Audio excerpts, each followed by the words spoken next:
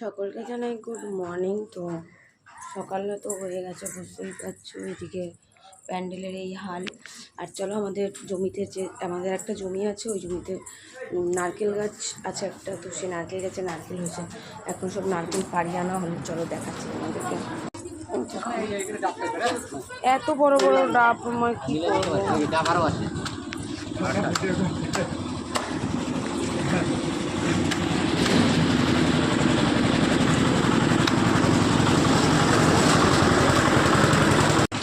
তো দেখতেই পারলেন আমাদের নারকেল গাছ, কারণ আমাদের দুই বাড়ির একবারই তো নারকেল গাছ নেই।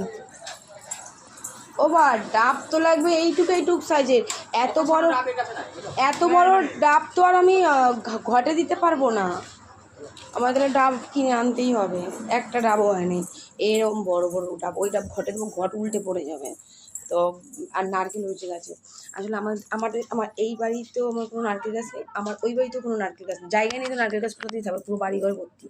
কিন্তু আমাদের একটা জমি আছে, ওই জমিতে 2 কাঠা 2.5 কাঠা জমি আছে, ওখানে আমার একটা নারকেল গাছ আছে। আজ থেকে 3 বছর আগে একবার নারকেল হয়েছিল, তার মাঝখানে আর নারকেল হয়নি।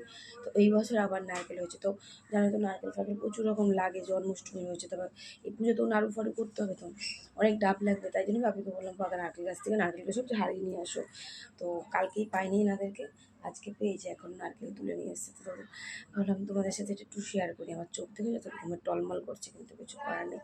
তারপরে তোমার দাদার কালকে রাতে থেকে জ্বর, কী বলবো আর, মানে কী যে কপালের ফের যাচ্ছে তোমাদের বলে বোঝাতে পারবো না। তো যাই হোক, চলো ঘরে কাজ বাজ শিগগিরি করি, প্রচুর কাজ আছে। হ্যাঁ।